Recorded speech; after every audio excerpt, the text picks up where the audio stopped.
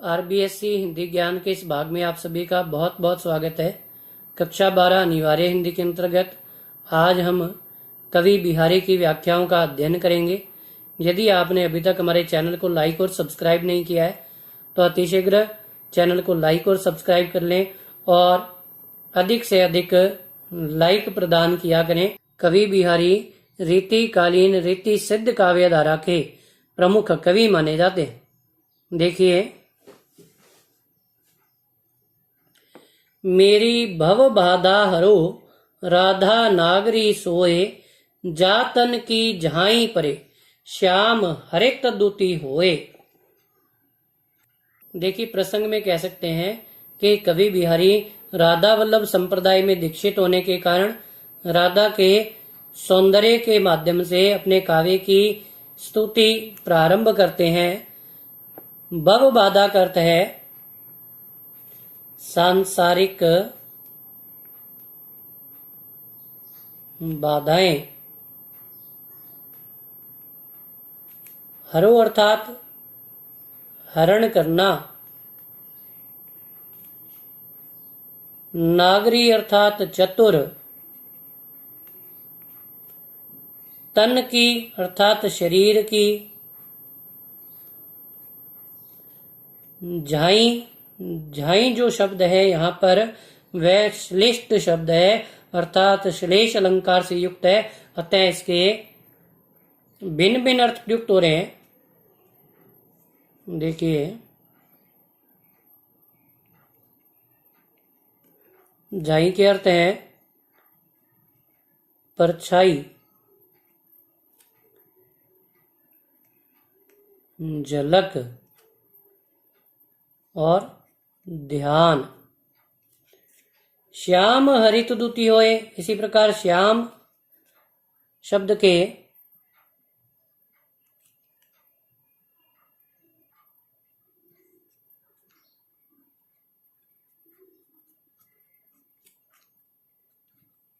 श्याम अर्थात श्री कृष्ण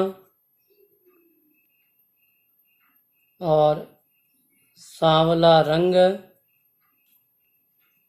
और पाप। इसी प्रकार हरित दूती,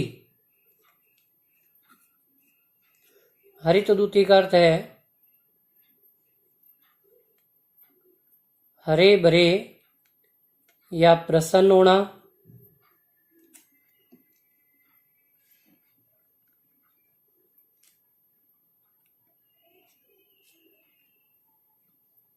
हरा रंग और पुण्य प्रताप।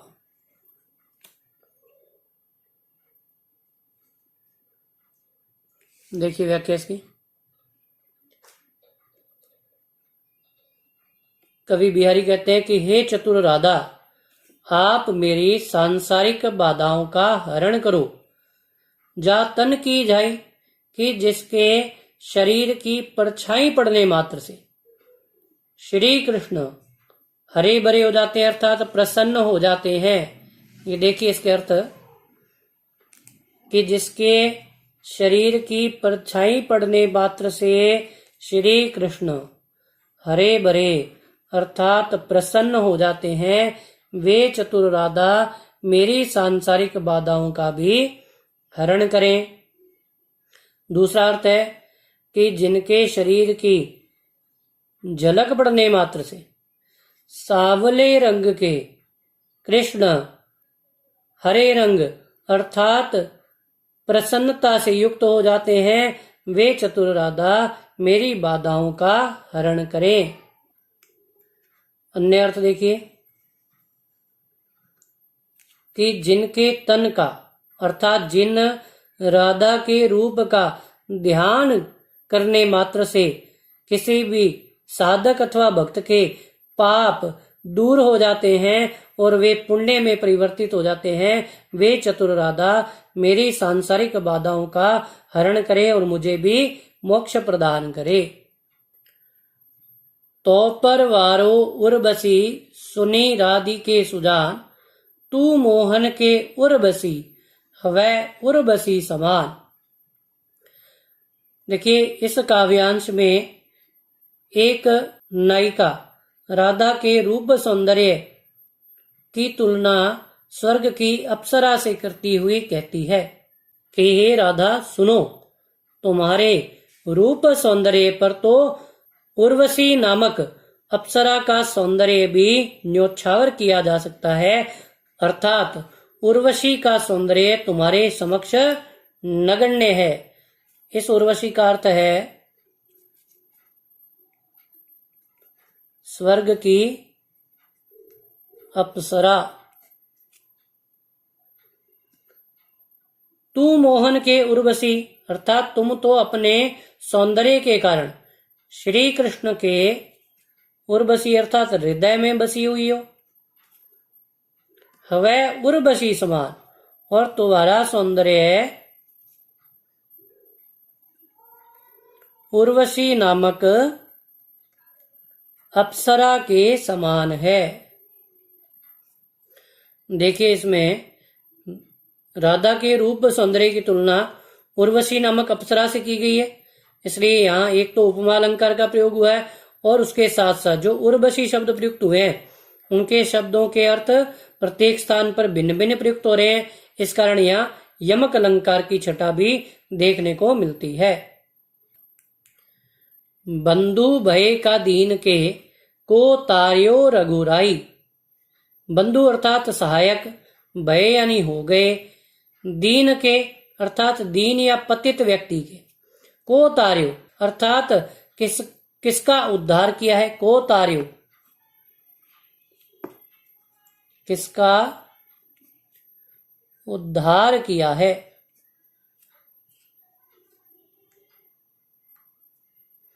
और रघुराई अर्थात भगवान।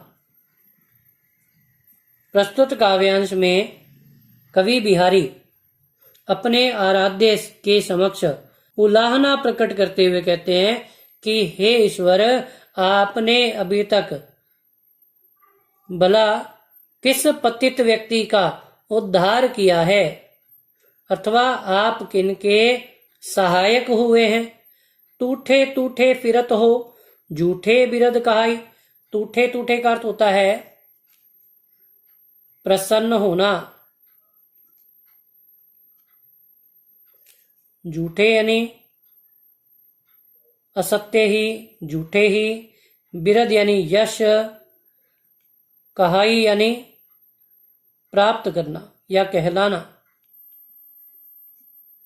कि आप तो पतित पावन होने का झूठा यश लेकर व्यर्थ ही प्रसन्न हुए फिरते हो, या आपने पतित पावन का झूठा यश व्यर्थ ही प्राप्त कर रखा है, कि आप जब तक मेरे सहायक नहीं होते, जब तक मेरा उद्धार नहीं करते, तब तक आपका पतित पावन कहलाने का कोई औचित्य नहीं है। कब को टेर तू दीन रट, होत ना श्याम सहाई। तुम हु लागी जगत गुरु, जग नायक जग बाई। जगत गुरु यानी कि संसार के गुरु, जग नायक संसार के नायक, जग बाई अर्थात संसार की हवा लगना। कब को अर्थात कब से, टेर तू अर्थात पुकार करना, दीन रट अर्थात दीन स्वरों में, अथवा करुण पुकार, कि हे मेरे प्रियतम, हे मेरे ईश्वर, मैं कब से आपको करुण स्वरों में पुकार रहा हूं। हो तो ना श्याम सहाई, कि फिर भी आप मेरे सहायक नहीं हुए। सहाई का अर्थ है सहायक। तुम हो लागी जगत गुरु, कि हे मेरे ईश्वर, आप तो इस संसार के गुरु हैं, इस संसार के नायक हैं, फिर भी आपकी निष्ठुरता को देखते हुए ऐसा प्रतीत होता है कि जैसे आपको भी इस संसार की स्वार्थपन की नीति की हवा लग गई है। अर्थात इसके माध्यम से कवि बिहारी ने ईश्वर की निष्ठुरता की ओर संकेत किया है। या अनुरागी चित्त की गति समझे नहीं कोय, ज्यो ज्यो बूढ़े श्याम रंग त्यों त्यों उज्जल होए। बूढ़े का अर्थ होता है डूबना, उज्जलु का अर्थ होता है स्वच्छ या निर्मल होना। या अर्थात इस अनुरागी यानी प्रेम पूर्ण। देखिए, प्रस्तुत काव्यांश के माध्यम से कवि बिहारी ने ईश्वर की भक्ति के महत्व को प्रतिपादित किया है।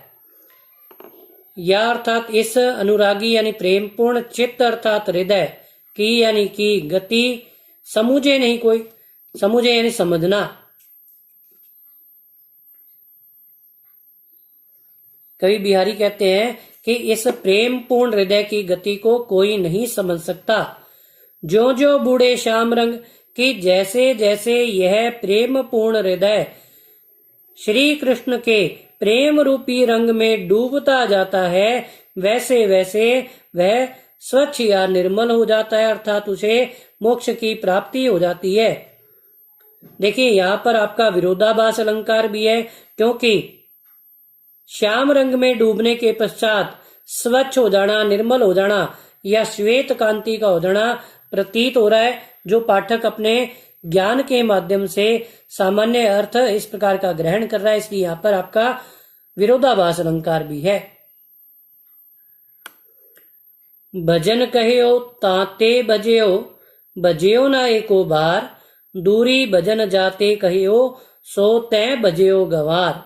देखिए, प्रस्तुत काव्यांश के माध्यम से कवि बिहारी ने सांसारिक विषय वासनाओं से दूर रहने की ओर संकेत किया है। भजन कहियो ताते बजियो, हे मेरे मन, मैंने तुम्हें ईश्वर के नाम स्मरण का भजन करने को कहा। ताते यानी उससे, बजियो यानी कि भाग जाना अथवा दूर हो जाना, कि तुम उससे दूर हो गए। बजियो ना एको बार, और एक बार भी तुमने ईश्वर के नाम का भजन, नाम का स्मरण नहीं किया। दूरी भजन जाते कहो सो तय बजियो गवार। दूरी भजन अर्थात जिन विषय वासनाओं से मैंने तुम्हें दूरी भजन, दूरी बनाए रखने को कहा,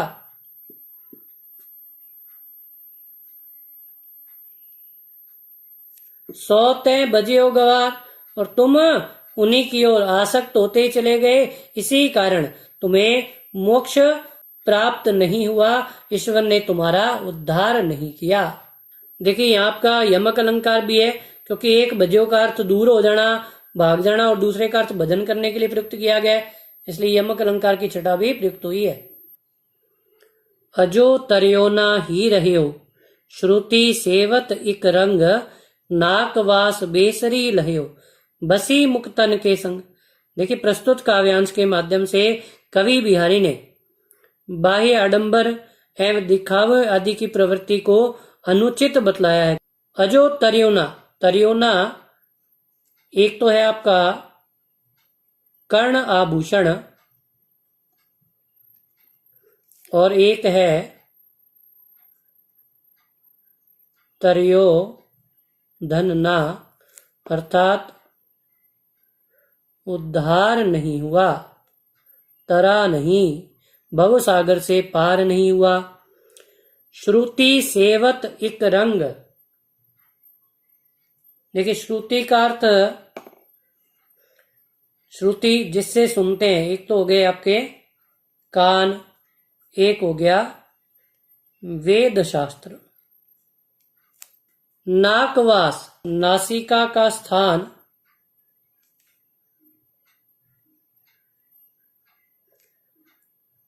और स्वर्ग का पद। बेसरी नाक का आभूषण।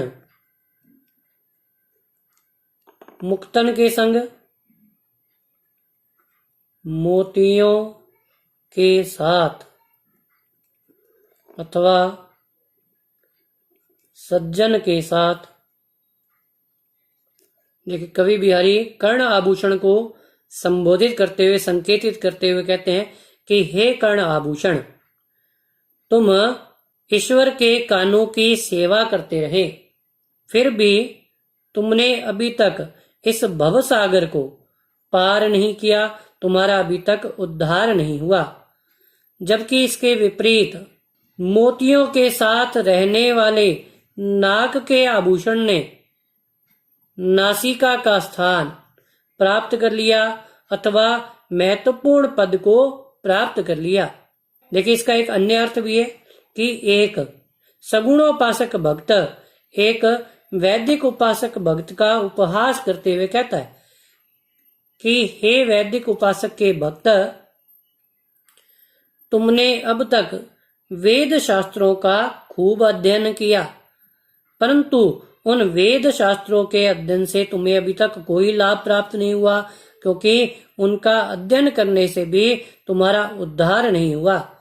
जबकि इसके विपरीत सज्जन व्यक्तियों के साथ सगुण ईश्वर के साधक बनने के कारण ऐसे सगुणोपासकों को स्वर्ग का पद प्राप्त हो गया, अर्थात उन्हें मोक्ष की प्राप्ति हो गई। अनुप्रास व श्लेष अलंकार का प्रयोग हुआ है। सघन कुंज छाया सुखद शीतल सुरभि समीर, मनु हवै जात अजो वह उही जमुना के तीर। देखिए, प्रस्तुत काव्यांश के माध्यम से किसी नायिका की विरह दशा या मनोदशा का चित्रण किया गया है। सघन अर्थात घने, कुंज अर्थात वृक्षों से घिरा स्थान, छाया अर्थात छाया, सुखद यानी सुख देने वाली, शीतल अर्थात ठंडी, सुरभि अर्थात सुगंधित या मनोरम, समीर अर्थात वायु। मनु वह जात अजो वह, अजो वह आज भी वह, उही यानी उन्हीं, जमुना के तीर यानी तट, यमुना के तट। कवि कहता है कि सघन कुंजों की सुखद छाया में बहने वाली सुगंधित ठंडी वायु आज भी मुझे यमुना के उन्हीं तटों का स्मरण करा देती है जहां कभी मैंने श्री कृष्ण के साथ रास लीला रचाई थी अथवा अपना सुखद समय व्यतीत किया था। देखिए, मनु के कारण उत्प्रेक्षा अलंकार है और अनुप्रास अलंकार की छटा भी देखने को मिलती है। सोहत ओढ़े पीत पट श्याम सलोने गात, मनो नीलमणि शैल पर आतप पर्यो प्रभात। देखिए, सोहत का अर्थ है सुशोभित होना, ओढ़े अर्थात धारण करना, पीत पट पीला वस्त्र या फिर पीतांबर, श्याम अर्थात श्री कृष्ण, सलोने यानी सुंदर, गात अर्थात शरीर, नीलमणि शैल नीलमणि पर्वत, आतप यानी प्रकाश, पर्यो यानी पड़ा, प्रभात यानी प्रातः काल। कवि बिहारी कहते हैं कि श्री कृष्ण के श्याम वर्ण के शरीर पर पीला वस्त्र धारण कर रखा है जो अत्यधिक सुंदर लग रहा है अथवा शोभा प्राप्त कर रहा है। मनो नीलमणि शैल पर कि उसे देखकर ऐसा प्रतीत हो रहा है कि जैसे नीलमणि पर्वत पर प्रातःकालीन सूर्य की किरणें आकर पड़ रही हो। देखिए, यहाँ आपके उत्प्रेक्षा अलंकार और अनुप्रास अलंकार का प्रयोग हुआ है। इही आस अटक्यो रहत अली गुलाब के मूल, वह है फेरी बसंत ऋतु इन डारण वे फूल। यही आस, इसी आशा से अटक्यो रहत अर्थात पड़े रहना। अली गुलाब के मूल, अली यानी भ्रमर, गुलाब के मूल, गुलाब की शाखा पर। हवै है फेरी, बसंत ऋतु, फेरी यानी फिर से, वसंत ऋतु अर्थात वसंत ऋतु या समय परिवर्तन। इन डालन वे फूल, किन डालियों पर फिर से फूल आएंगे।